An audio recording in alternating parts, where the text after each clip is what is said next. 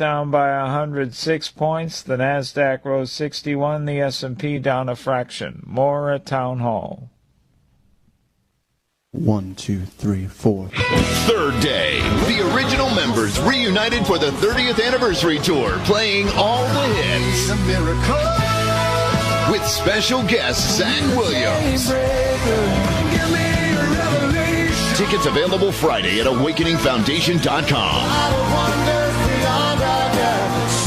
Third day, the 30th anniversary tour. You just call my name. An Awakening Foundation event. Progressive knows when you're in your RV, you're already on vacation. That's when you become Vacation You, who just camped where there's absolutely no shade. Even though regular you burns easily. In fact, Vacation You burns too, but is too stubborn to admit it, which is why regular you gets in trouble with the dermatologist, because Vacation You doesn't do doctors. So bundle your RV with your home or auto policy and earn an automatic discount from Progressive. I hold you in the highest and spend the savings on the both of you. Well, that and carrying Progressive Casualty Insurance Company affiliates and other insurers. Not available in all states or situations. Yeah, here's the that Wall was Street impressive. But Business man, Report. Federal Reserve Chair Jerome Powell says President Trump's tariffs will likely push up inflation in the coming months, even as GOP senators suggest the chair was biased against the duties. Kroger will close at least 60 grocery stores nationwide over the next 18 months. The company has not said which plans or which stores it plans to shutter, but adds employees will be offered jobs at other locations. The dating app Bumble announcing plans to lay off 240 employees. That is roughly 30% of its workforce. Well, I haven't. On Wall Street, stocks hung near an all-time high for a while. The Dow was off 106 points for the day. S&P ahead just a fraction, and the NASDAQ gained 61.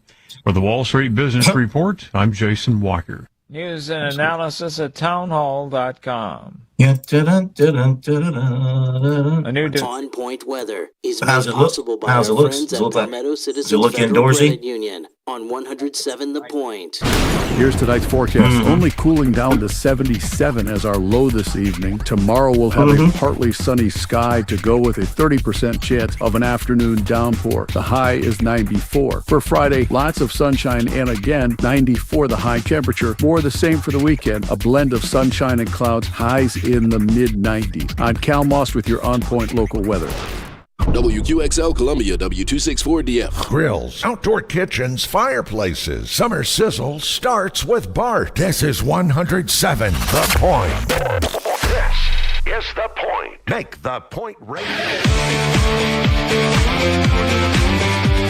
This is Sports Talk with Phil Kornblut and Chris Bergen. Sports Talk is heard across the state on radio affiliates of the Sports Talk Media Network and is streaming live on SportsTalkSC.com, as well as Twitter, Facebook, and YouTube. The South Carolina Education Lottery lucky number to call in is 888-898-2525. That's 888-898-2525. Now, here are Phil and Chris with tonight's edition of Sports Talk. All righty, welcome in and cool off. Let's turn up the air conditioning just a little bit. We're not necessarily going to bring the heat tonight. You're under enough heat. There's a heat warning all across the state of South Carolina, Chris Bergen. Sports Talk will bring the heat at times and will add to the heat index in South Carolina. Maybe not so much tonight. Tonight's a Wednesday night. We kind of chill on a Wednesday night. I'm walking away at 7:30. Got a little family thing to get to tonight at 7:30, so I'll leave you guys then. But still got some great stuff tonight. Hope everybody's had a great day. If you've been out in the heat, whew, I tip my cap to you. It's tough out there. Find yourself an ocean or a pool and hang out there. Of course, a pool is going to be like bath water. The ocean is a little cooler, so check that out. Tonight, you know, we got time for a lot of phone calls tonight. Been so jammed up. We got time for calls. Love to hear from you. Phone number is 888-898-2525. Discuss things that we've been talking about going back maybe last week when we talked about South Carolina and other colleges, Clemson and others, applying an extra, I call it a tax, on students to help fund the paying of their athletes at their respective schools. How you feel about that, maybe as a student, as a former student, as a parent. Maybe you're good with it. Maybe you understand that that's what the schools have to do. That's the corner that they have. Well, you could say they've been painted into that corner, but maybe they painted themselves into that corner. They're all part of the association that was the NCAA. They're all part of it. They all made the rules. They all passed the legislation. They all lived under that umbrella, so maybe they painted themselves into that corner. Then, of course, a lot of recruiting talk tonight. We'll update you with the latest there coming up in a little bit. Clemson missed on their top running back target. Interesting, Chris, how South Carolina and Clemson having a difficult time getting a high-quality running back. When I say high-quality, I'm talking about somebody who has the high major offers and has proven himself at the highest level in high school. They're having a hard time attracting that player. And plus, Clemson, of course, dismissed one of their running back candidates, though a freshman, Marquise Henderson, who has landed at Liberty. So Jamie Chadwell, whatever issues that Henderson had at Clemson, Jamie Chadwell willing to work around that and give him a shot at Liberty. And so that's where he is headed. But Clemson missed on Jay Lamar out of Moultrie, Georgia. Really no surprise. I mean, they did make a strong run, but Moultrie, Georgia, and Georgia Bulldogs, if they want you, they don't call themselves the Packers for nothing down there at Moultrie, Georgia High School, because they pack you up for the University of Georgia. Well, it brings up a great question, Phil, right off the bat. Here's something that Clemson and Carolina fans can't agree on. Why is it that both schools are having such issues recruiting running backs? They seem to get the quarterbacks. They can get the wide receivers. Clemson certainly can get the defensive linemen. Looks like South Carolina's done a really good job of recruiting offensive linemen. But when it goes down to running backs, I think you're right. It's fascinating to me that has been an area that both programs have struggled in the last several years. Well, especially when you look at South Carolina and their running back room, it's pretty thin. And then again, Clemson's is thin as well. They had to move a wide receiver to running back and make him into a running back in Adam Randall. And apparently he looked good in the spring, and they feel comfortable with him. Gideon Davidson was a highly recruited player who is a part of this class at Clemson, who committed to them a couple of years ago, so maybe people have forgotten about him. But he had an outstanding high school career in Virginia. Maybe he's going to be the answer. But, when you look at it right now, there does not appear to be, until they prove themselves or prove us otherwise, there does not appear to be that difference maker at running back. Somebody might emerge. I mean, that is the hope. I mean, look, South Carolina put its eggs in the basket of a transfer in Faison, and right now that's still in NCAA limbo. Are they going to get him? If they get him, it's going to be, if he gets approved, it's obviously going to be, sometime here late in the summer or mid to late summer if something weren't to break right away. And so then without him, they took a transfer from Colorado who is, he led Colorado in rushing, but was only like 300 yards. It wasn't like they leaned on him heavily in the ground game. So I don't know. Maybe it's, you look at Georgia, besides the fact that this kid grew up in Moultrie, Georgia, and went to Colquitt County High School, and that's just fertile Georgia Bulldog territory.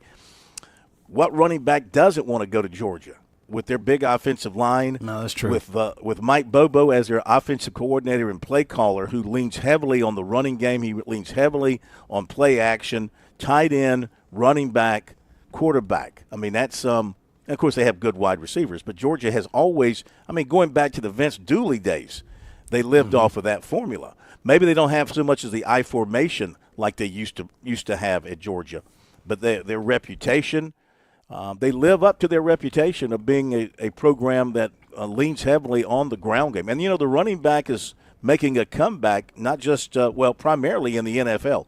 We'll see if the running back makes a major comeback in college football this year. Well, then I'll ask you the next question, which is the obvious one, especially for South Carolina, maybe even more so than Clemson. are the Gamecocks being hurt recruiting running backs when they have a dynamic quarterback who can also run the football like Lenore Sellers does?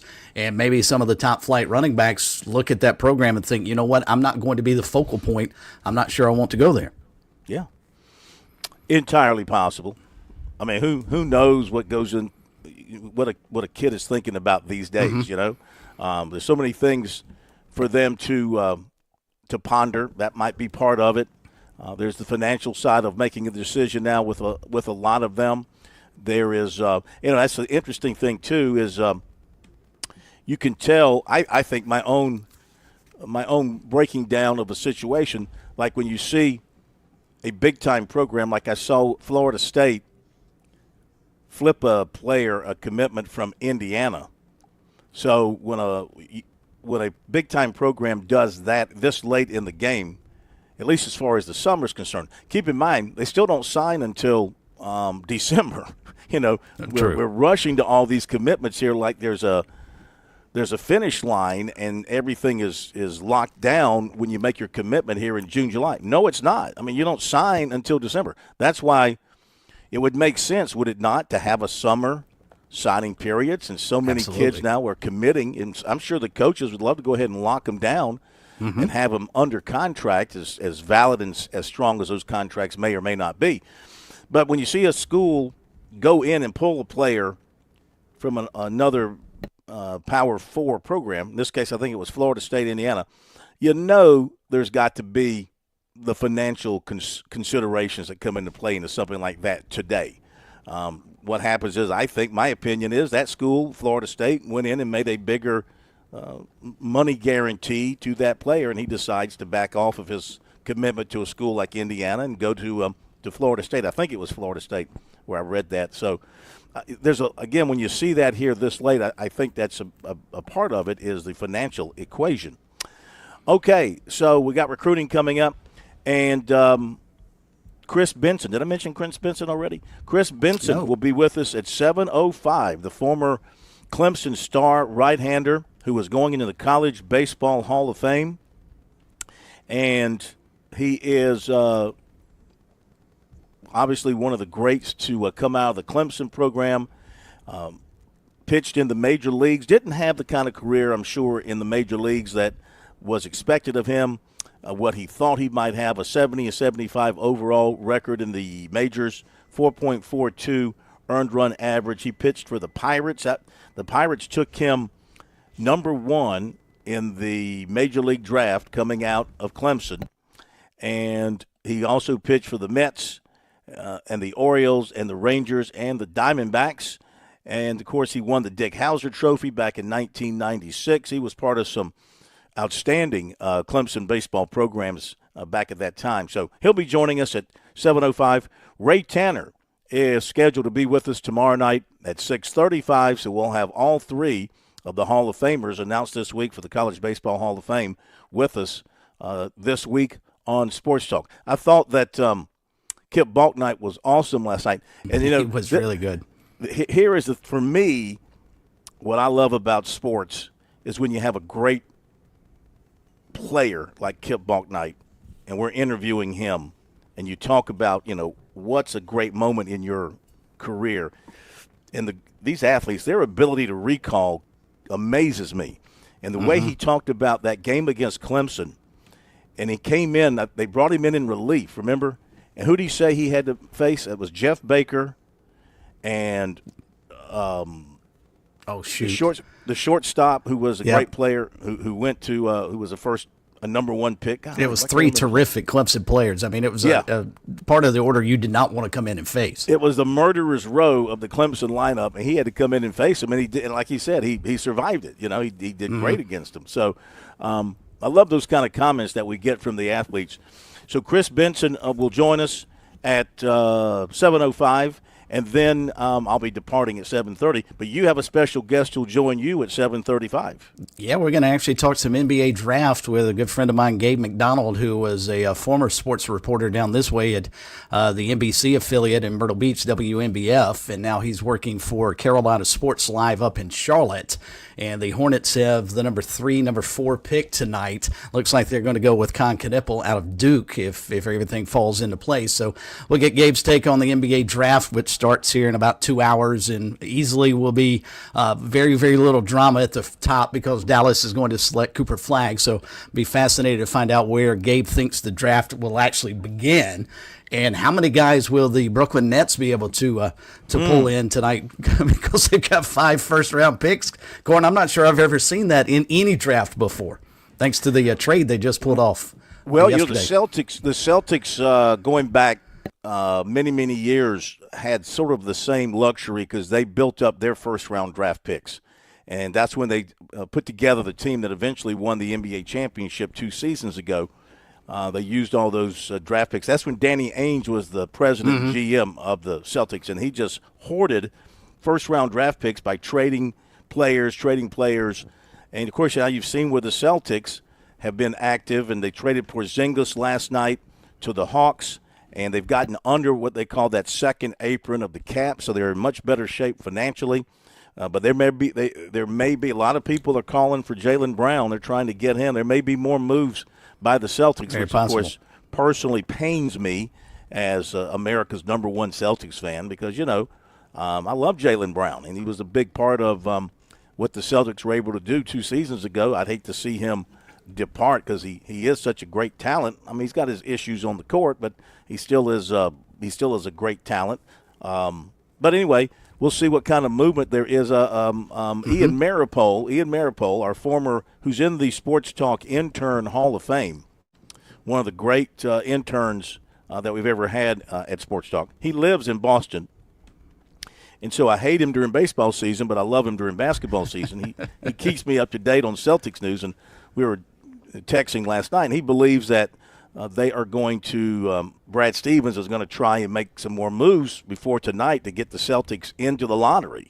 So I don't know if that's going to happen. Yeah, I don't know if that's going to happen. Here's what I do hope, though. I don't know if this is possible. Is it at all possible that somehow the NBA and their police and all their people can keep their picks out of the hands of Internet reporters before the picks are actually made? Do they not realize how diffusing that is to us who want to – if you want to watch a draft, I can't think of anything more diffusing than to see the actual pick pop up on the Internet 1 or 2 minutes before the pick is made. There's got to be some way to clamp down on that. And you would think ESPN would be first and foremost the police, aside from the NBA and also the NFL when they cover the draft. You would think that would be one of the main things that ESPN would want. The only way I think you can avoid it, Phil, just don't follow Twitter. Just watch it on television. Well, that's the only way. Well, yeah, you could always avoid it that way. But I mean, I still say that the fun of it is hearing the pick, the first public announcement of the pick should be at the podium when the pick is announced. I agree. It shouldn't be released by one of these insiders, whether it's NBA or NFL or Major League Baseball. I just wish there was a way that they could clamp down on that. The money coach. Think of how much grief you and all the recruiting people have gotten over the years for stealing the kid's thunder. Let him make his announcement. Let him do whatever. Well, this is the same thing, right? Absolutely. This is the biggest moment outside of Cooper Flagg committing to Duke. This will be one of the biggest moments of his life, being selected number 1 and getting to hear his name. He ought to be able to sit in the green room and wait for the commissioner to walk up there and say, with the number 1 pick of the NBA draft, the Dallas Mavericks select Cooper Flagg out of Duke before everybody else hears it. I mean, we all know it's going to happen, but still, don't take that moment from him. I agree. And on down the list, they should all have that moment where it's right then and there. Then again, with today's athlete and today's mindset, I mean, does it matter to them whether it pops up first on X or first on television with the announcement? Who knows what's important to people anymore. The money coach has given us that lineup. Fran Halloran, thank you, sir, for being smarter than we are. Was Baker, Khalil Green, and Mike Johnson. There we go. Yeah, Khalil Green was the one I couldn't remember right off the bat. Yeah, and Mike Johnson in particular, because Mike Johnson was a Gamecock killer back in the day when he played for Clemson. So thank you for that, money coach. By the way, I have to apologize for an error I made on our website, which would also be a story that was on X. In writing a recruiting report for overnight, I don't know how I did this. For some reason, I thought today was the 26th. That's what happens when you're not fully focused. Today is obviously June 25th. That makes tomorrow June 26th, does it not? It does. All day long. So Desmond Green, who put out that he was announcing on the 26th, but I wrote that he was announcing this morning. So apologies if you read that and it threw you off. Corrected it as soon as I realized what Mr. Stupid had done. He's actually announcing tomorrow at 11 o'clock. So be prepared for that. More on that coming up tonight in the recruiting report. All right, our phone number, 888-898-2525. Where do you think Colin Murray Boyles is going to fall in the draft? I've seen lottery, and I've seen as late as like 20. Where do you think he's going to fall? Give us your thoughts on that. Anything else? 888-898-2525, the number. Be back in just a moment.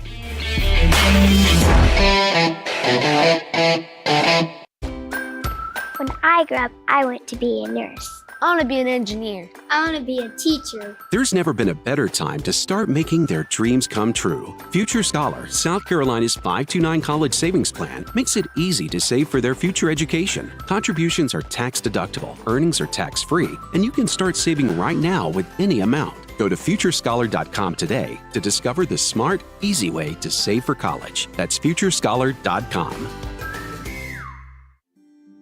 I'm attorney Jim Corbett. I'm not a case manager. I'm a lawyer for over 35 years. I don't charge 40% for your injury in your rec case or any on-the-job injury. Call 803-765-2968 and ask for Jim Corbett or email me, jim@jimcorbettattorney.com, for the experience of a lawyer handling your injury case. Jim Corbett, 803-765-2968. jim@jimcorbettattorney.com. Put 35 years of experience to work on your injury case. There's a lot of things we take for granted in our lives. Your home's AC will run cool. Your drive-through coffee will be hot, and the car will start when it's time to take your kids to school. It's when things don't go as planned that you start thinking about who to call and where to turn. The good thing is, you can prepare for life's most difficult days by calling the Larry Lucas Agency today. Larry is a State Farm agent that has been taking care of people across South Carolina for more than 2 decades. You probably have insurance, but switching is easy, and bundling can save you hundreds or more. Most importantly, the Larry Lucas Agency can help you choose the protection you want at the price you want. All backed by South Carolina's #1 home and auto insurance company. Visit LarryLucasAgency.com today or give Larry a call at 803-799-1998. Like a good neighbor, Larry Lucas State Farm is there.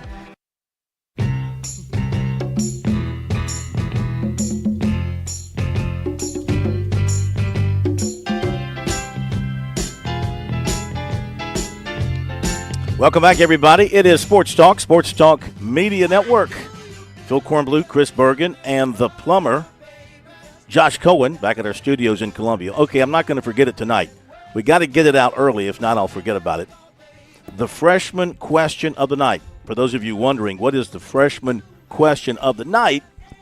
Well, the plumber, Josh Cohen, recently somehow managed to graduate from high school and then somehow managed to get accepted to South Carolina, where he will matriculate here in the fall. Look at you, his SAT word, matriculate. Yeah, it's got multiple syllables. So we're giving him pretty much every night a freshman question of the night. We've talked about where he's going to eat, about his roommates. He's like on his 5th roommate already. They haven't even met him. Is number 4 still hanging in with you, or you gone to another one? I think he's hanging in there. There's no more housing left in the university, so I think he doesn't have a choice. So you're stuck with one another is what you're telling me. For now, until one of us leaves. I'm not leaving. Yeah. So our question of the night, our freshman question of the night is this. Will you, in your first semester, join a fraternity? Probably not. Oh, probably not. Probably not. I haven't Not decided. absolute. Maybe a business fraternity or something like that, but definitely not a traditional fraternity. Social fraternity. Will you go through the rush process? You know what the rush process is? I do. I prefer to not get hazed of any kind. Because believe it or not, that still happens. What he has to deal with here. I thought that was illegal. Oh, it is. It is. I've seen it happen. Sure it now. is. Yeah. So you might be. Actually, go ahead. I was going to say, I'll let you finish, but I was going to say I actually had come up with one I was going to ask him tonight, too, if we'd gotten to the point that we'd forgotten. Yeah. Save it for when I'm on vacation. Or give it to we can do Smitty that. to use next week. By the way, change in plans. I am going to be on the show Monday and Tuesday. I know that disappoints a number of you. But I figure I'm going to be around Columbia anyway, and doing stuff, so I might as well be on the show. So Smitty will take over on Wednesday of next week, 1 week from tonight, and then Thursday, and then off on Friday, July 4th, and then Smitty will have it the next week, and you'll be back the next week, right? Yes, correct. Yeah. You're leaving on vacation on Friday. This Friday, correct. Yeah, this coming Friday. Another vacation. This is vacation number 2. This is vacation number 2.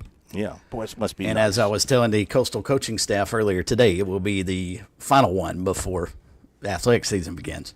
Oh, tell me about your visit over to Coastal today to check out the new indoor. Wow, very impressed. They had the ribbon-cutting ceremony for Coastal's new $20 million indoor football facility, and it is as nice as – it may not have all the bells and whistles that Carolina's does and Clemson's does, but in terms of a big building that you can play football inside, it's just as nice.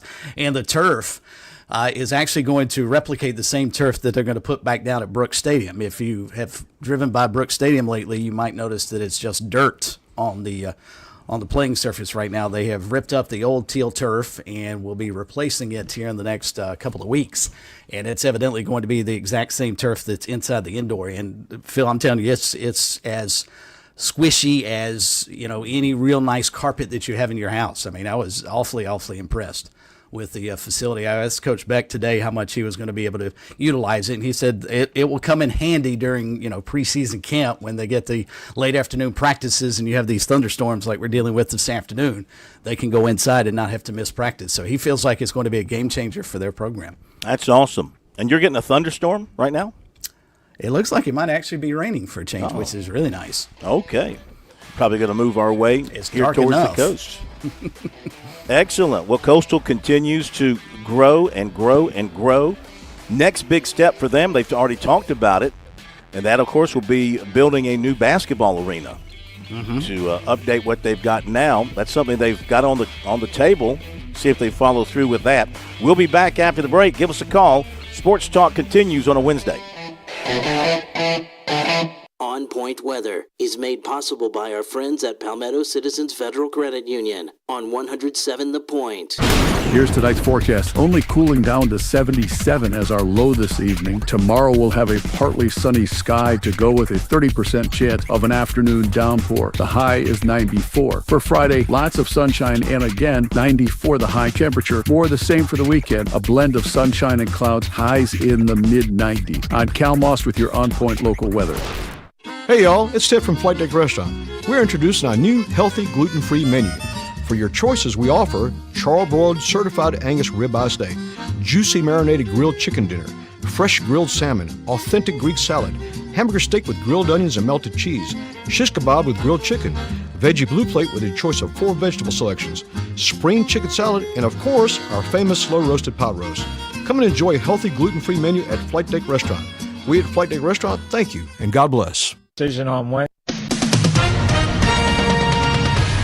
With SRN News, I'm Keith Peters in Washington. Many Iranians are still reeling from the 12-day war with Israel and a sudden U.S. brokered ceasefire. Now, as they return to their neighborhoods deeply shaken by Israeli air assaults, Fears mount over what the country's theocracy may do next. Human rights advocates have already warned that Iran's government is ramping up executions of dissidents and political prisoners. A federal judge has granted a preliminary injunction to stop the Labor Department from shutting down Job Corps, a residential program for low-income youth, until the lawsuit against the move is resolved.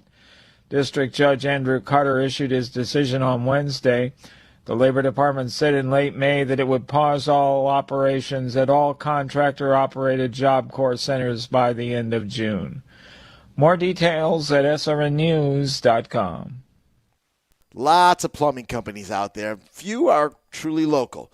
Time to discover the difference with Franklin Plumbing and Drain Cleaning. See, when I faced plumbing woes at the Cohen home, Josh and his dedicated team, well, they were my go-to solution. They make a commitment to exceptional service. They arrived on time, clearly detailed all the costs and procedures, and efficiently handled all my repairs without any surprises. These days, how often do we complain about a lack of customer service out there? With Franklin Plumbing and Drain Cleaning, these folks are professional. They're courteous. They're skilled at what they do, and they've earned my trust, and they've earned my recommendation to you. From urgent repairs to the tankless water heater you've always wanted, they've got you covered. Visit franklinplumbing.sc.com or call 799-2222. That's 799-2222. Hey, you tell them Kev sent you from The Point. I'm pretty sure you'll want to thank me later. What's better than getting the best Wagyu and Hereford beef anywhere in these parts and getting it delivered to your door? How about knowing you're still supporting local farmers in Saluda over at H&J Cattle, where tradition meets quality? Visit HandJCattle.com. Place your order for $50 or more, get free delivery in Richland or Lexington County. Plus, Point listeners get 10% off your order. Enter keyword The Point as one word for your discount. HandJCattle.com. Escape the hustle and bustle of everyday life with Spa MD, your sanctuary of rejuvenation. Feel the tension melt away as our expert team guides you through your customized wellness journey. From soothing massages to revitalizing treatments, we promise a remarkable experience that leaves you feeling renewed and empowered. Discover the calm within every visit. Reach out at 251-9400 or online at visitspamd.com to explore your options. Your oasis of tranquility awaits. Get ready for a summer of adventure with Founders Federal Credit Union. Now through July 31st, you can take advantage of a special 6.99% APR on select purchases made with your Founders credit card. Whether you're planning a road trip across the state, a relaxing beach getaway, or finally checking off that bucket list destination, we're here to help you make it happen. With this promotional APR, you can enjoy your summer without the stress of high interest rates. Pack your bags, gather your loved ones, and get moving to the vacation you've been dreaming of. Founders makes it easy to enjoy more. So go ahead, kick back, relax, and soak up every sun-soaked moment of your well-deserved summer break without breaking your budget. Learn more and see the list of qualifying purchases at foundersfcu.com/cc. Let Founders help you take the trip of a lifetime. Promotional rate ends February 1st, 2026. Effective APR of 13.25% to 17.90% will apply. Terms and conditions apply. Membership qualification required.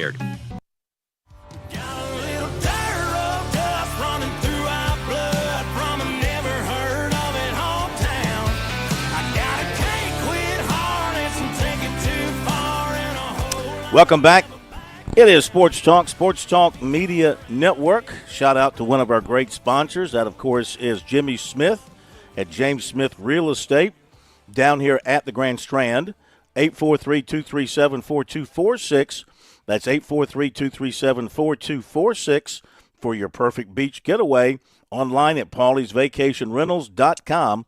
Let Jimmy and his staff find a great location for you at a perfect price. It's called James Smith Real Estate, Jimmy Smith, pauliesvacationrentals.com, 843-237-4246. Get your beach plans in place now and give Jimmy a call.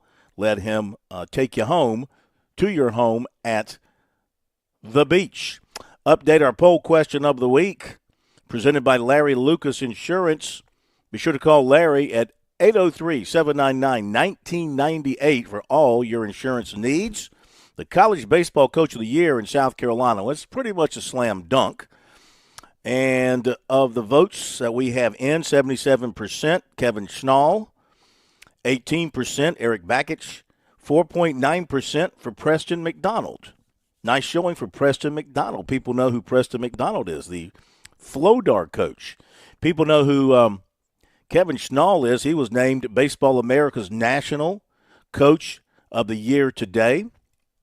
Obviously justified that he gets that honor in his first year as the head coach of the Chanticleers, taking them to the National Championship Series. Also, the All-American team, as announced by the College Baseball Foundation, which I have to admit I hadn't heard of until the Hall of Fame thing came out this week. I didn't know that it existed. So 2 from Coastal Carolina named to that All-American team, and Jacob Morrison was named the Division I National Pitcher of the Year, and that was by the American Baseball Coaches Association. He's also an All-American on this particular team, as is Caleb Bodine, an All-American on this All-American team announced by College Baseball Foundation. Morrison, 12-1, of course, Key Cog in Omaha in the Chanticleers run to Omaha. One other thing to talk about here, Bergie, before we go to phone calls. Brett Bielema, not making many friends around the SEC these days. Of course, we remember the Illinois coach and the spat with Shane Beamer at South Carolina during the bowl game. So he's implied apparently on a podcast that he was on with Urban Meyer, a couple of others. I think it's like a Big Ten themed podcast. And he implied that Georgia tampered with Illinois transfer running back Josh McCray. He's quoted as saying the following: somehow he found his way to the portal, and 12 hours after being in the portal, he was on a flight to Georgia. I don't know how that happened, but it's crazy. What do you think?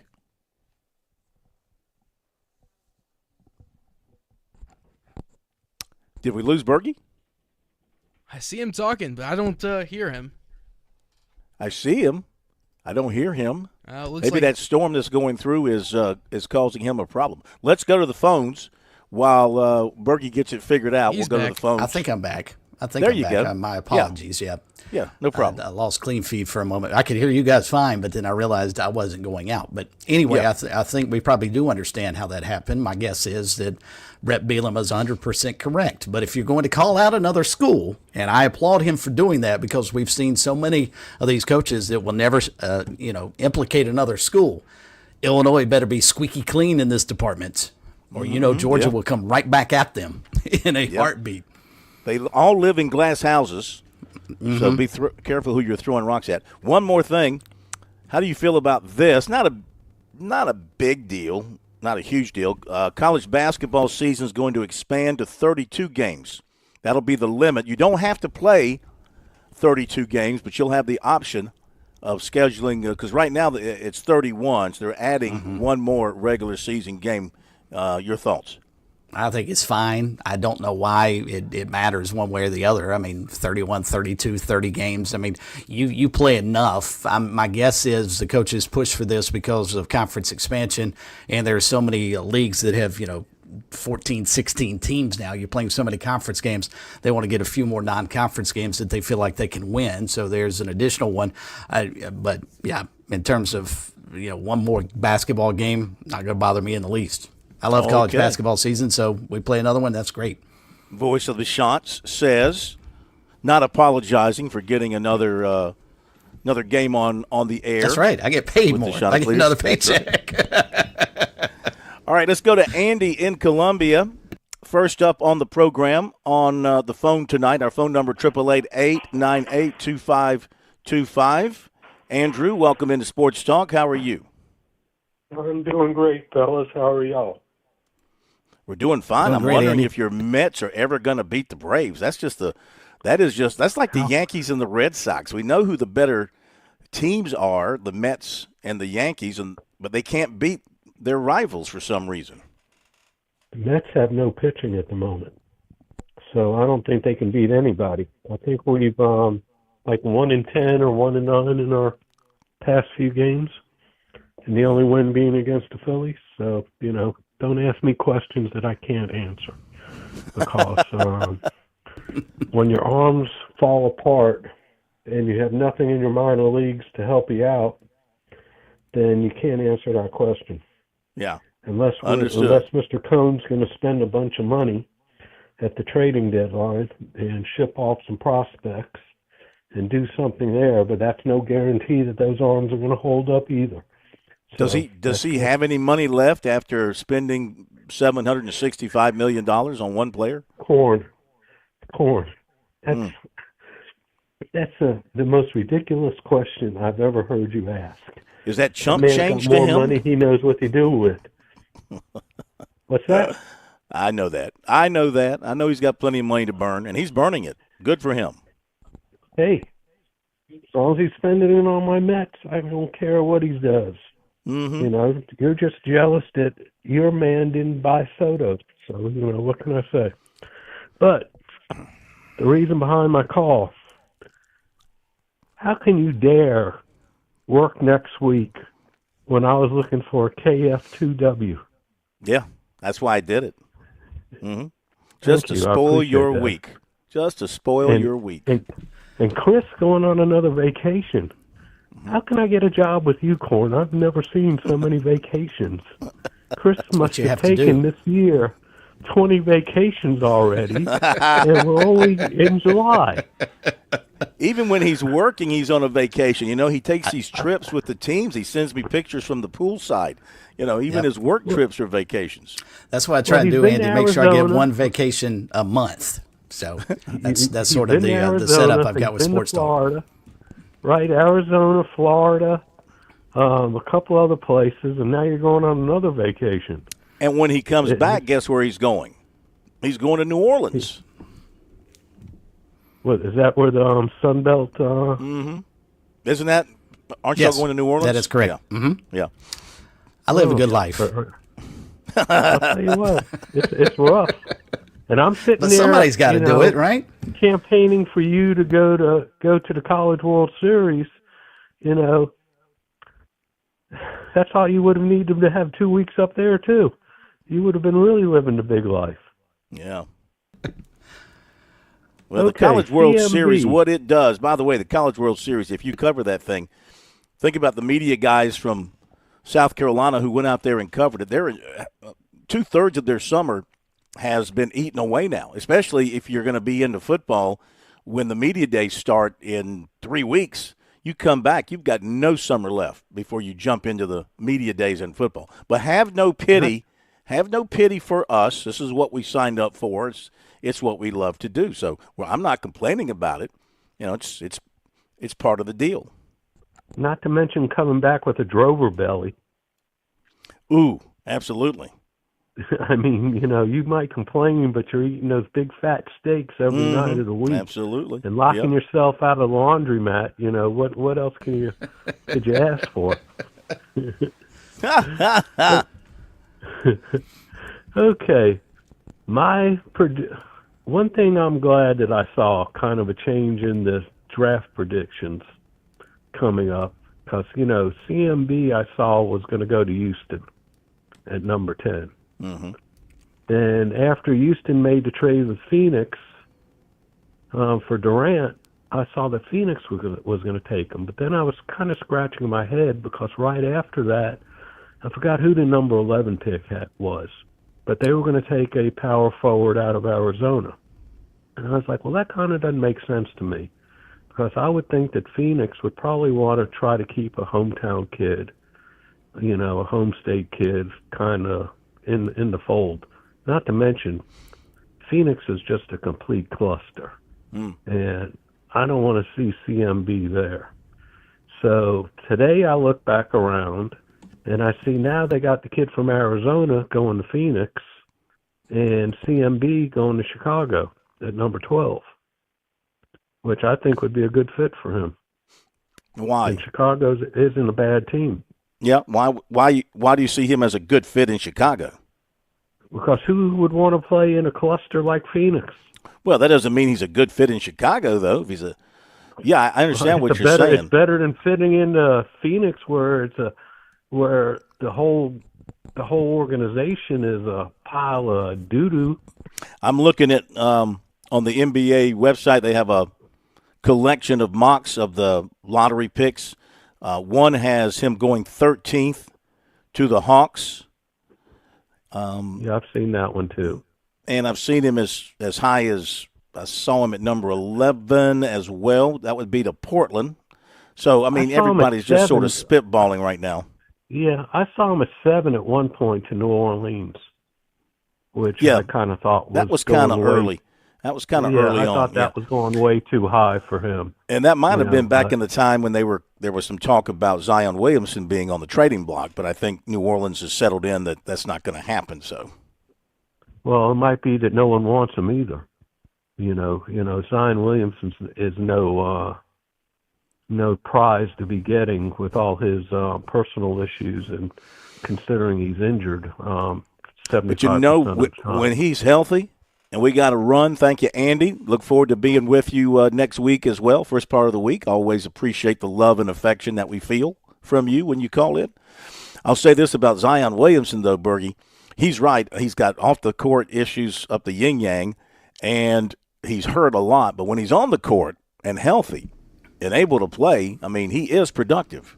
But that's the problem. That's the biggest problem with him, reliability. And one of the mock drafts, and I think I'm looking at the same one that Andy was referencing about CMB, New Orleans is looking at the big kid, the center out of Duke. And you wonder if they're already starting to think, all right, this guy can replace Zion Williamson. Because you're right. I mean, I don't know that they can rely on him moving forward. Yeah. And the problem is, if you're going to try and trade him, everybody else in the league understands his injury issues and some of the off-the-court problems he's got going on. I mean, what kind of trade value does he have? The most common picks of the Lottery 14, the most common picks as listed by the NBA website, of course, Cooper Flagg 1, Dylan Harper 2, VJ Edgechrome 3 to the Sixers, Knipple, 4th to the Hornets. Trey Johnson, 5th to the Jazz. Ace Bailey's been talked about a lot. Great talent, but a head case, they say. 6th to the Wizards. He'll fit in perfectly there. There's no doubt. I wonder if he actually worked out for them, because he won't go work out for anybody. Yep. And then Jeremiah Fears to the Pelicans. Then you've got the center from Duke. How do you pronounce his last name? I'm not sure. That's why I tried to avoid it. Yeah, same here. 8th to the Nets, and also 9th to the Raptors. This is a list based on, I guess, the picks of some media people or some people that they use on their website. So there can be a tie. It could be at 8th or 9th. Carter Bryant to the Rockets, 10th, or maybe 11th to the Trailblazers. Yakunas to the Bulls at 12, Behringer to the Hawks at 13, and then the Spurs could have CMB at 14. He's one of the guys listed there for the Spurs at 14. I bet you he would really – I can't speak for him or think for him, but, I mean, a chance to go to the Spurs, a young team with a very young superstar to be around, that'd be a nice place to land. And a kind of a smaller city. You're not going to be under that spotlight as a first-round draft pick, all that pressure at a place like San Antonio, I would say. That wouldn't be a bad place to land. No, I think that's a really good spot for him, or fall one spot further unless we have another trade. And you end up with the defending NBA champions in Oklahoma City, who's building something that they could be really good for a long, long time. And you want to talk about a perfect landing spot. And he looks like Colin Murray-Boyles is going to fall somewhere in that 13 to 17 range in the NBA draft. So, I mean, Oklahoma City's not out of the realm of possibility, and I think he'd be doing cartwheels to OKC if that's the case. I'll say this. To kind of contradict your one statement there, I think in today's NBA, things are now set up where, like you mentioned, OKC, they're young, they're talented. You think they're going to have a nice long run. But the NBA is set up now to prevent that. You're right. The various salary things and this first apron, the second apron, and all the taxes and teams trying to avoid that. I mean, Oklahoma City, they might try and hold this team together one more year, but then all these big contracts are going to come up and bite them in the butt, and they're going to have to start trading people and cutting salaries. It's what's happening with Boston now. You know, the Celtics had to do the same thing. And they are proof positive of that, Phil, because they were the 7th different NBA champion that we've had in the last 7 years. So you're right. Yeah. It's phenomenal that the NFL, with all the parity that it tries to bring in, Kansas City continues to win the Super Bowl championship point. Yeah. with the exception of Philadelphia. But, I mean, the NBA has done a marvelous job, and I don't know how. But the NBA has done a marvelous job of finding a way to make sure that they don't have any dynasties. You're not going to have the Chicago Bulls of the 90s. You're not going to have the Lakers and Celtics of the 80s anymore. You're not going to have LeBron James standing down there saying, not 1, not 2, not 3. Heck, you'd be lucky to get 1 in a row. And that's about it. That's right. Okay, thank you for the phone call. We'll run to the break here on Sports Talk. Come back and talk some recruiting with you on this Wednesday night here in South Carolina. If you want to join us, phone number 888-898-2525. South Carolina Education Lottery lucky number. We'll also hit up some text messages. Chris Benson coming up at 7:05. Looking forward to talking once again with the great pitcher out of Clemson, headed to the College Baseball Hall of Fame. Coming up on Sports Talk in a little bit. Back in just a moment. I'm State Treasurer Curtis Loftus. Whether it's becoming a teacher, dentist, or engineer, every child deserves the chance to chase their dreams. Investing in a child's education with Future Scholar, South Carolina's 529 College Savings Plan, can help turn those big dreams into next steps. So don't wait. You can start with any amount. Contributions are tax deductible and earnings grow tax-free. Discover the smart, easy way to save for college at futurescholar.com.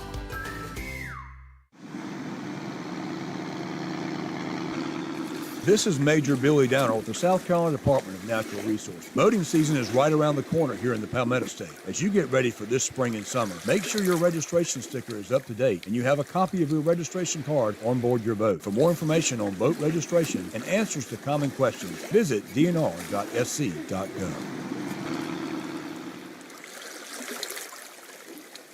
You've put in the work for your education. The extra early, extra late, extra work. That's because you understand education opens doors to better pay, better opportunities, and a better you.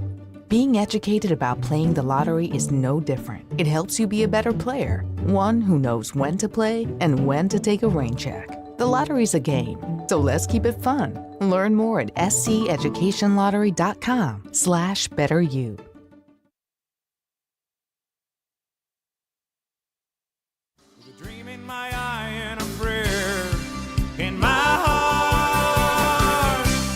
Should have been a cowboy. I should have learned to rope and ride. Wearing my 6-shooter, riding my pony on a cat and drive. All right, let's go ahead and get to the recruiting report tonight. Our recruiting report here on Sports Talk is brought to you by our good friends over at Seawells. And let's get the menu for Seawells for the rest of this week, heading into the weekend, if we have that at our fingertips. Do we have that at our fingertips? We have it, of course. Today it was fried pork chops, grilled hamburger steak with onions, and baked flounder fillets. Tomorrow it's sliced beef brisket, carved mojo pork loin, teriyaki, and hot chicken wings. And then Friday it's not a roast beef Friday, but they do have popcorn shrimp, lasagna, and barbecue pork ribs with southern fried chicken every day. Outstanding. Make sure you get over there to Seawells to enjoy a great lunch. Tuesday through Friday, we'll need to check to see what their schedule looks like. I imagine much of next week they'll be closed for July 4th. They usually are. We'll have to be on the lookout for information on that. And for the very best in the catering business, at your location, or you want to go to their location on Rosewood Drive, just check out Seawells online at SeawellsCateringSC.com. Give them a call for more information at 803-771-7385. So today, Clemson comes up short in their attempt to land a running back. Jay Lamar, 6 feet, 205, out of Moultrie, Georgia, announced a commitment to Georgia this afternoon. He also considered Auburn, Florida State, and Miami. The 5 schools he visited officially, along with Clemson and Georgia. Last season, 885 yards, 11 touchdowns. He's the 4th running back in the 26 class offered by Clemson to commit elsewhere. Javian Mallory's Miami, Carson Baker's Florida, and Jalen McGill is North Carolina. Former Clemson running back Marquise Henderson of BHP is transferring to Liberty. Wide receiver Sequel Patterson of Indian named a Final Four of South Carolina, Georgia, Tennessee, and Kentucky. Kentucky a newcomer there because the other 3 have been pretty much his steadies from the point he reclassified to 2026. No indication, no date on when he will be ready to make any kind of a commitment announcement. South Carolina target defensive tackle P.J. Dean has set June 30th for his commitment announcement. USC, Georgia, Ohio State are his final 3. Steve Wiltfong of On3 issued a prediction for Georgia last night. South Carolina's in the final 3 with offensive tackle Jabian Shabazz of Kernersville, North Carolina, with Ohio State and Tennessee. This according to a story on him by 24/7 Sports. Shabazz also took officials to NC State and Penn State. He'll make his decision sometime in July. The Gamecocks are the current favorites, according to the 2 recruiting networks. Wiltfong, Chad Simmons of On3, predicting safety Blake Stewart of College Park, Georgia, to Clemson when he announces July 13th. He also made officials to SMU, Vanderbilt, Miami, and Michigan. 27 quarterback Jace Johnson, 6'4", 210, Valdosta, Georgia, going to announce on August 3rd. South Carolina, Texas A&M, Tennessee, Florida State, Mississippi State are his top 5 choices. My question is, what's the hurry? Unless he's thinking about reclassifying. Last season, 1,799 yards, 16 touchdowns, 3 interceptions. He rushed for 318 yards and 3 touchdowns. Defensive back Jay Timmons of Gibsonia, Pennsylvania. I mention him only because he's the son of Wilson High product and former NFL star linebacker Lawrence Timmons. He flipped his commitment. Oh, this is who I was thinking about. He flipped his commitment from Indiana to Florida State, his dad's alma mater. Of course, now maybe that's why he flipped it. Maybe Florida State missed on some others, and they came back at him, and he flipped to his dad's old school. Maybe there was a financial consideration involved. Who knows? Former Clemson outfielder Tristan Becerra is transferring to Ole Miss. 6'5", Con Rosario, Moravian Prep in North Carolina, who was offered early on by South Carolina for the 2026 class, committed to Kansas and will reclassify for 2025. And Clemson offered 6'6", Jarvis Jones Jr., who I believe is he's got to be the son. I believe, I haven't been able to really verify, but he's got to be the son of the former Georgia standout, Jarvis Jones. Clemson offered him earlier this week as well. That'll do it for recruiting here on Sports Talk. Chris Benson coming up after the top of the hour break, and we'll be back.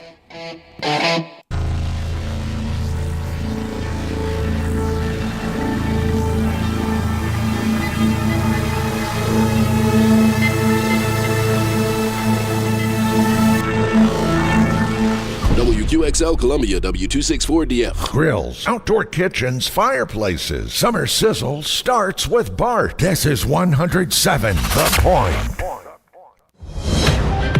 Breaking news this hour from townhall.com. I'm Keith Peters in Washington. MAGA voters' reaction to the American involvement in Iran is largely positive. Trump voters across the country this week and early polling suggests that his decision to bomb Iran was popular with his base. 39-year-old Holly Cheney. He scares people. He scares these other presidents, these other countries, because they don't know what he can do.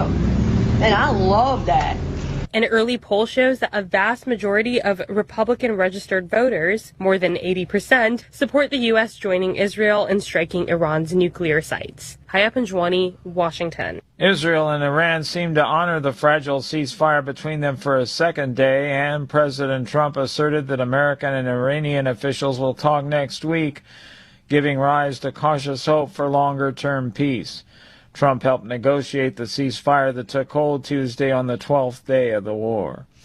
California has been found in violation of Title IX in another clash with Trump officials over transgender athletes. Correspondent Gethin Coolbaugh reports. The Trump administration has found that the California Department of Education and the state's high school sports federation violated civil rights law by allowing transgender girls to compete on girls' sports teams. The federal education department announced the finding Wednesday. The agency proposed a resolution that would require California to bar transgender women from women's sports and strip transgender athletes of records, titles, and awards. It's the latest escalation in the Trump administration's effort to bar transgender athletes from women's sports nationwide. I'm Gethin Coolbaugh. Taking a look at the Wall Street numbers, a mixed day. The Dow down by 106 points. The Nasdaq rose 61. The S&P down a fraction. More on these stories at townhall.com. Hey, it's Mike Rohn. If I have a choice, I like to do business with companies that actually stand for something. That's why I switched from Verizon to Pure Talk. No offense to Verizon, I'm sure they stand for something. I just don't know what it is. Pure Talk, on the other hand, is a veteran-owned company that supports our military in a big way, and I appreciate that. Yeah, I also appreciate unlimited talk and text and plenty of data for half the cost of the big guys, and I do like being on America's most dependable 5G network for just $20 a month, but what I really appreciate is no contract, no cancellation fees, and Pure Talk's commitment to handle all their customer service in this country. I saw it for myself. I went to Georgia, I got a tour of their headquarters, I met their CEO, and I talked to the same customer service folks that you'll talk to when you dial pound 250 and say keyword micro. Switch today and save 50% off your first month when you dial pound 250 and say keyword micro. Pure Talk, a wireless company that actually stands for something. A federal judge has ordered the Trump administration to release funds for EV chargers in 14 states. Correspondent Ben Thomas reports. The Trump administration froze funding to build out electric vehicle chargers in more than a dozen states. It was approved by Congress in the 2021 bipartisan infrastructure law, and now a federal judge has ruled the administration overstepped its constitutional authority with that move. U.S. District Judge Tana Lin in Washington state granted a preliminary injunction freeing up the money destined for 14 states, but she denied it for D.C., Minnesota, and Vermont, saying they did not provide enough evidence that they would face irreparable harm if the money wasn't immediately released. I'm Ben Thomas. Those funds were originally approved by former President Joe Biden. News and analysis at townhall.com. From Washington, I'm Keith Peters. On Point Weather is made possible by our friends at Palmetto Citizens Federal Credit Union on 107 The Point. Here's tonight's forecast. Only cooling down to 77 as our low this evening. Tomorrow we'll have a partly sunny sky to go with a 30% chance of an afternoon downpour. The high is 94. For Friday, lots of sunshine and again, 94 the high temperature. More of the same for the weekend. A blend of sunshine and clouds, highs in the mid-90s. I'm Cal Moss with your On Point local weather. WQXL Columbia, W264DF. Grills, outdoor kitchens, fireplaces. Summer sizzle starts with Bart. This is 107 The Point. This is The Point. Make The Point radio. Welcome back to Sports Talk on the Sports Talk Media Network. You can reach the guys with the South Carolina Education Lottery lucky number. 888-898-2525. That's 888-898-2525. Now back to Phil and Chris with the second hour of Sports Talk on the Sports Talk Media Network. All right, welcome back, everybody. Hour number 2 of Sports Talk across the state of South Carolina on the Sports Talk Media Network. Phil Kornblut, Chris Bergen, and the plumber, Josh Cohen, all together on what's becoming a stormy Wednesday here in South Carolina. Batten down the hatches as storm cells moving by you. We've had some warnings over here at the Grand Strand where I am tonight.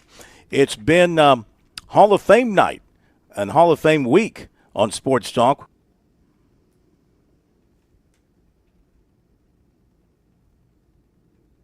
Phil, you there? Sounds like we may have lost Phil. It does sound like that. Well, Chris, you want to continue?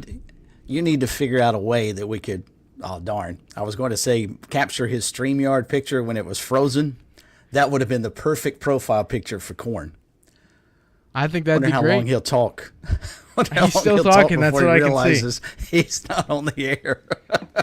Yeah. I'll tell you what, let's pick up where Phil left off, and that was the College Baseball Hall of Fame week here on the program. Last night we had Kip Balknight on the show. Tomorrow night we will have Ray Tanner, where there is a third member of that trio going into the College Baseball Hall of Fame, and his name is a Clemson legend, as pitcher Chris Benson is going in as well, and he joins us now here on Sports Talk. Chris, we'll try and get hooked back up with Phil, but we appreciate your time tonight. How you doing?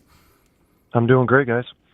Well, we appreciate the time. But first off, congratulations. What was your takeaway when you got the call that you'll be enshrined into the College Baseball Hall of Fame? Yeah, well, I mean, obviously I was surprised and taken aback. It was something that I've always wanted to, hopefully get elected into. I mean, I love college baseball. I love my time at Clemson, and so to be able to represent Clemson and my family and everybody, it's just my teammates. It was quite an honor, and I was super excited to get that phone call from Jenna Hauser, who we've known each other for a long time, ever since I won the Hauser Trophy back in '96. So I mean, it's she wanted to give me a call and give me the good news, and it was quite the good news, I would say. I'm sure that's got to be outstanding. I can't imagine what that call is like. So let's rewind a little bit and go back through your career. And first off, let's start at the beginning. When you were coming out of high school and sizing up where you might want to go pitch collegiately, what was it about Bill Wilhelm and the Clemson program that made it feel like that was the right fit for you? Sure. Well, I mean, Coach Wilhelm was essentially kind of exiting out at the time, because that was my freshman year was supposed to be his last year, and he ended up taking his retirement a year early. So Coach Leggett ended up taking over my freshman year.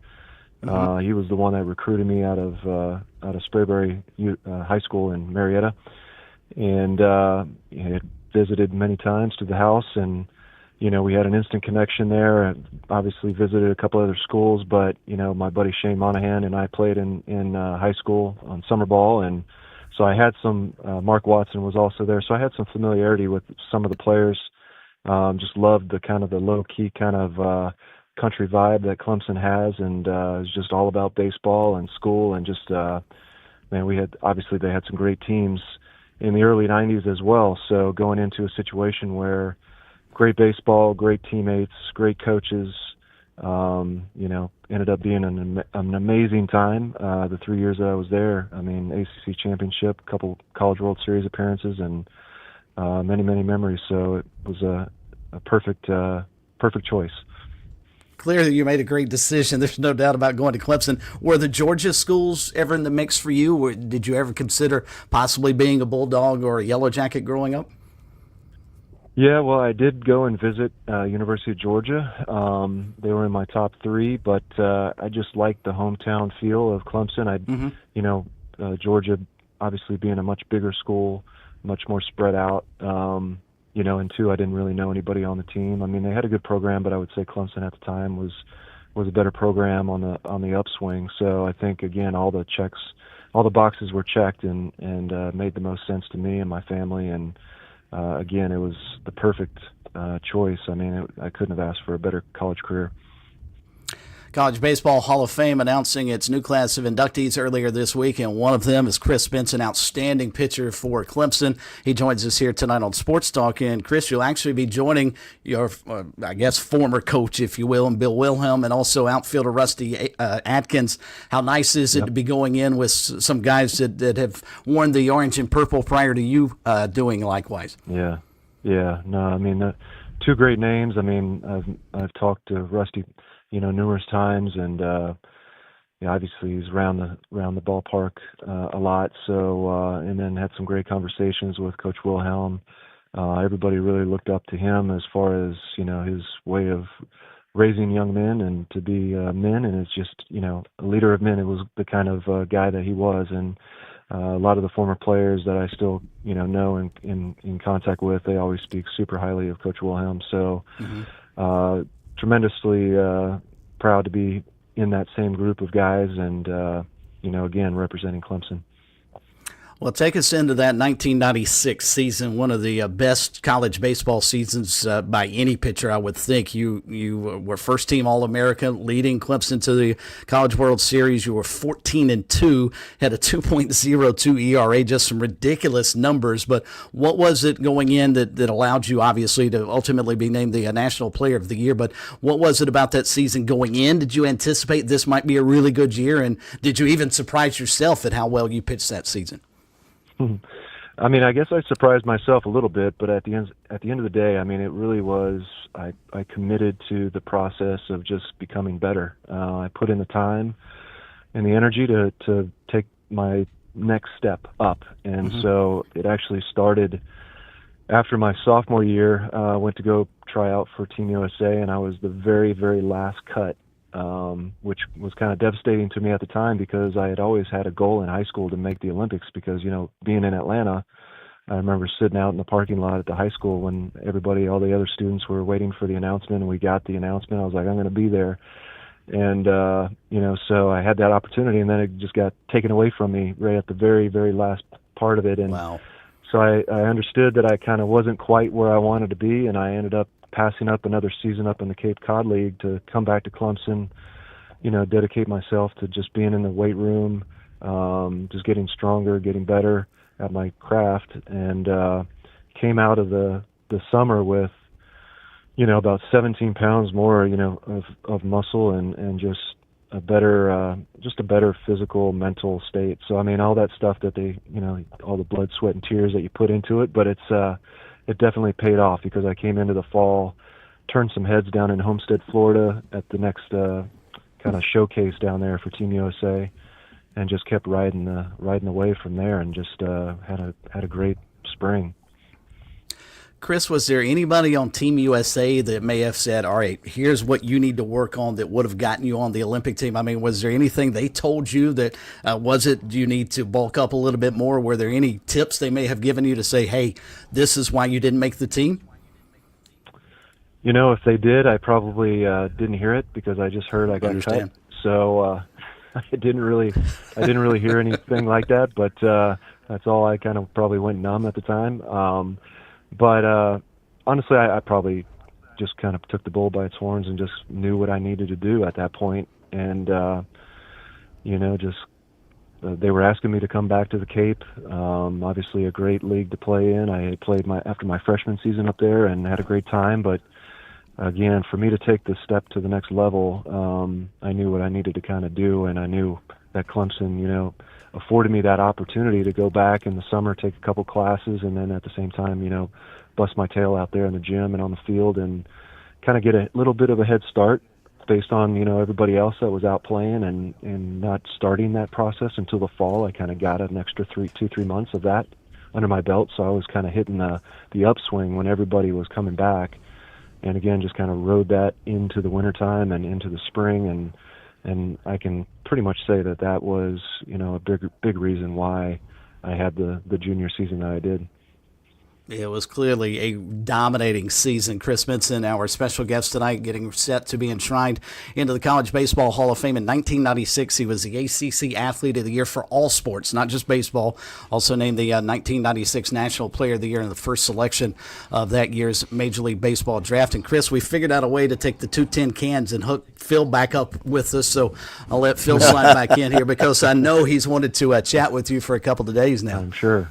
Yeah, I'm sure. Oh, yeah. And thank you so much. Yeah, we got hit by electrical outage right as I was bringing you on the air. It was like bam, and so but we're back up and running here somehow, some way. Yeah. I heard it was bad weather there. Absolutely, but I want to thank you for joining us, and I want to congratulate you. I don't want to mess up a great interview that I've just started listening to. I couldn't hear you. I don't know what you guys have talked about for the most part, but hopefully you haven't talked about this, because it was a question I wanted to ask you, considering, and I'm sure that Chris talked about your early arrival at Clemson, your early days, but you were, I guess, maybe recruited by Bill Wilhelm, and then I guess Jack Leggett was an assistant coach, and then Coach Wilhelm retired in '93 when you arrived. And then it was Jack and that coaching staff under Jack with you. Am I correct? Yeah, well, we did mention that, and so actually Bill was supposed to be my coach my freshman year, and then Jack took over my freshman year, so I didn't get a chance to play for Bill, but he was still obviously around. But yeah, Jack's first year was my first year, and just kind of going back, when he was in my kitchen back in high school when he was recruiting me. I just remember, and he always tells this story as well because that kind of sealed the deal. It was like we were sitting there, and my father was like, "Do you know Les Leggett?" And he's like, "Yeah, my dad's name is Les Leggett." And he's like, "Oh, really?" He's like, "Did your dad coach football?" And he's like, "Yeah, he coached football up in Ohio." And he's like, "Really, at Toledo?" And he's like, "Yeah, University of Toledo." And he's like, "Guess what, man? Your dad coached me in college football." And so Jack always says, like, under the table, he was given the little fist pump because he knew, like, this was a seal the deal type of thing where his dad coached my dad, and now Jack coached me. And so just complete coincidence, obviously. But, that's one of those special times that Coach Leggett and I always talk about, and just kind of, again, sealed the deal for me to come to Clemson, other than all the other great things about the school. But yeah, we've got the lineage to go back on too.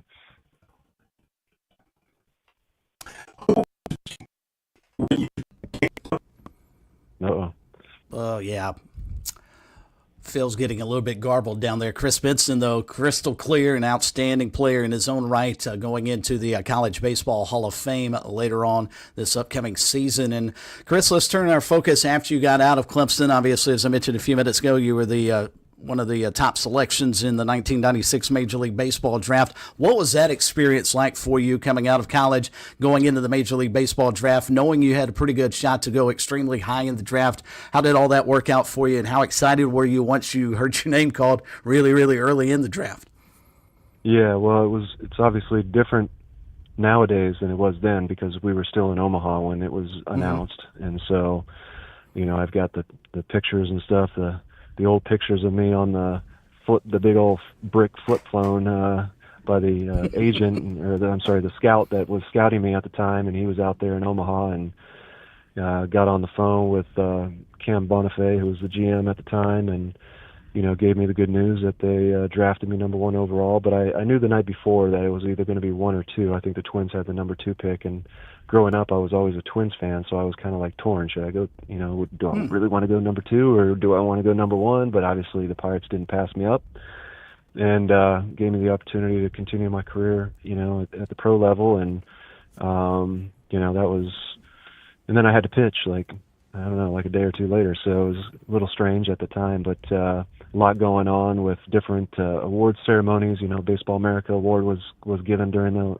the College World Series, so a little bit more emphasis put on focusing on the World Series nowadays than running all over the place, because I was running all over the place when I was there with interviews and award ceremonies and so forth, and then obviously the draft call. So a little distracting, but nonetheless, it was a great opportunity out there. And then just going through the pro ranks, a lot of the guys that were coming off the Olympics that summer, obviously Matt LaCroix and Billy Koch, Clemson teammates, we had a blast in the Olympics, but I think it just kind of took a lot of toll on us coming out of college and then going into the Olympics and doing the 30, I think it was like 30 different cities in 30 days or something. It was grueling. And then ended up going into Atlanta, and it's, 93 in the morning, first game of the Olympics, I was pitching against Venezuela, and it was like, man, I am worn out. I've lost a lot of weight during the summer. And so anyways, I remember all that time like it's the back of my hand. I mean, it was quite the experience, but a lot of us ended up going down with injuries not too long after that summer because we had just been grinding so much. Our arms just couldn't take it. I mean, Seth Greisinger with Virginia, a really good pitcher there, he ended up getting injured, getting Tommy John. Billy ended up getting Tommy John. Man, I got Tommy John like 2 years later, or well, not 2 years, probably about 4 years later, after my second season in the big leagues. So, just one of those things. But I wouldn't trade it for the world. But obviously, Man, it was quite the time. Chris Benson with us here tonight on Sports Talk, and I think we've got Phil back one more time. So we'll give you one more chance, Phil, to hang with us. I mean, Chris is too good to keep dropping off the line on us. So. Oh, I am so sick that I'm missing this interview. But and I apologize. We're at the mercy of the weather here, but I think I'm back connected on a better connection here, and hopefully it will hang with us for a couple more minutes. But, Chris, again, thank you so much for being with us. I want to turn the page back for just a moment to the college days, because last night we had Kip Bulknight on, and he talked about one of his great memories at South Carolina was having to come in out of the bullpen and face the lineup of Jeff Baker and Michael Johnson and Khalil Green. In a battle between the Gamecocks and the Tigers. From your days at Clemson, what about your favorite memories, maybe against South Carolina in some of those matchups? Did you get a chance to pitch against the Gamecocks? Do you recall very much? Yeah, I got an opportunity to pitch against them at their place. So obviously being away, and I think we ended up winning 4-2.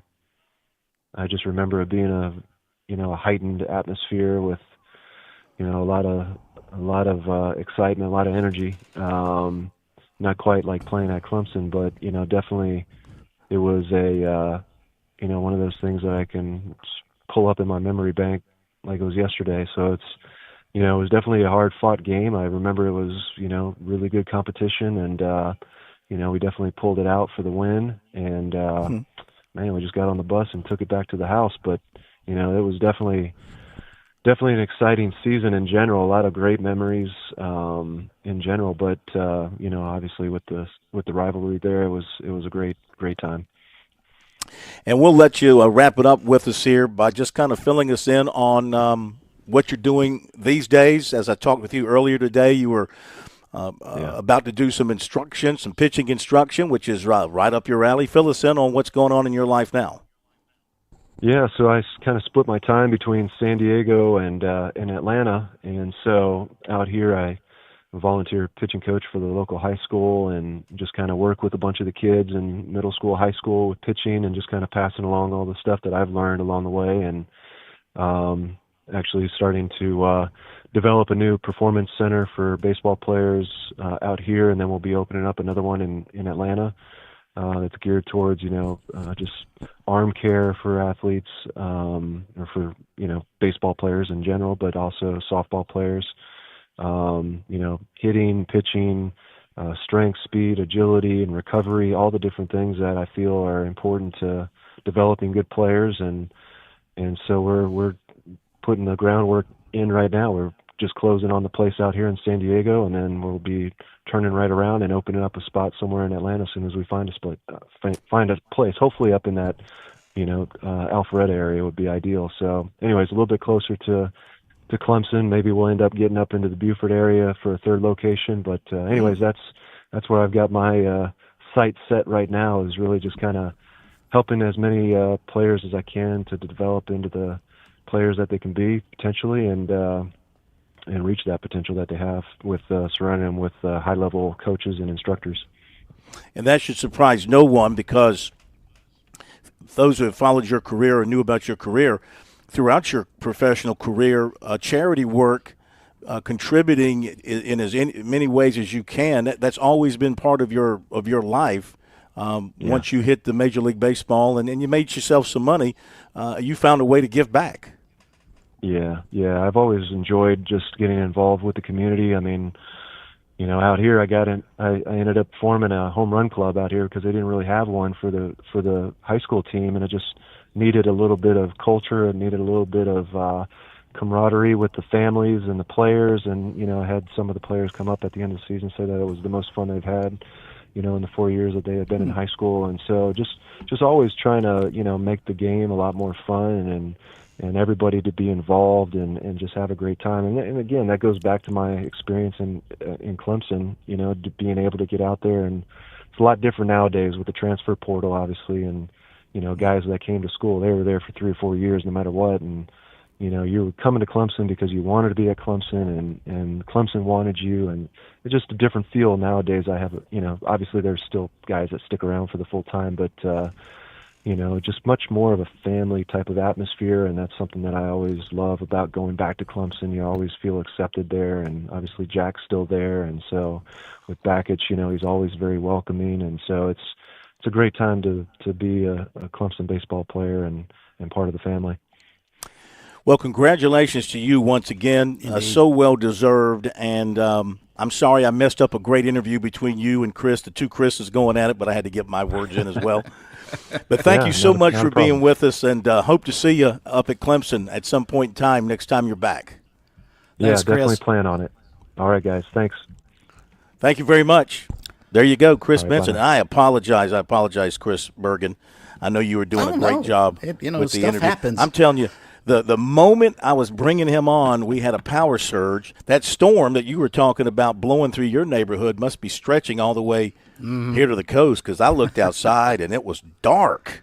Yeah, and it was and then the power, and we're connected via the internet, and you know how that is when you have a big storm come through. So anyway, thank you to Chris Benson for being with us. What a terrific player he was at Clemson.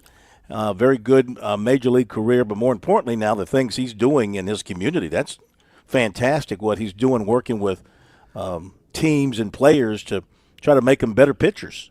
You think they understand? It's a shame, but I'm guessing the kids don't realize the kind of instruction they're getting from a world-class pitcher. I mean, some of the numbers, we were talking about some of the things Kip Balknight did last night when we had Kip on. I mean, Chris Benson's numbers are just as ridiculous. I mean, a 204 to 27 strikeout to walk ratio.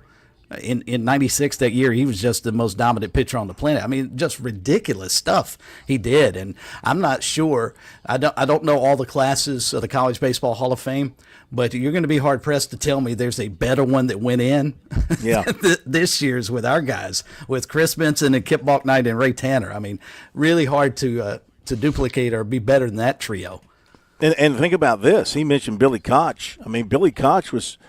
Can you imagine how you can't imagine? I mean, we know how good Clemson was back then, but you had Benson 1 and Koch 2 to face when you had a series against Clemson. So I mean, how good was that pitching staff that Clemson had right there at the very top? So appreciate him being on with us. Yeah, a reminder: we'll have Ray Tanner with us tomorrow night. Hopefully, the weather will not be so nasty, be a little kinder to us. And we'll have Ray with us tomorrow night to talk about his selection for the College Baseball Hall of Fame. So appreciate everybody helping out and getting all that put together for us here on Sports Talk. It's funny, listening to Chris talk, Phil, you don't anticipate a guy who is as soft-spoken as he was. He sounded like a banker, a stockbroker, an insurance salesman, somebody who just wears a suit and tie to work every day and does a 9-to-5 job and goes home and hangs out with the family. Not a guy who was one of the most dominant pitchers on the planet in his collegiate days and also the top pick in the 1996 Major League Draft. I mean, it just doesn't come across that way. No, very soft-spoken. Yeah, very soft-spoken. And, through his life, he's had some things. He's been in the media. He's been in the spotlight, had some personal things of those who want to look up some things about his professional life and personal life. It's all out there in the media. So he went through some tough things, and maybe that, softened him up and made him what he is today. I am softening up and flowing out of here. Take it over, Chris. On Point Weather is made possible by our friends at Palmetto Citizens Federal Credit Union on 107 The Point.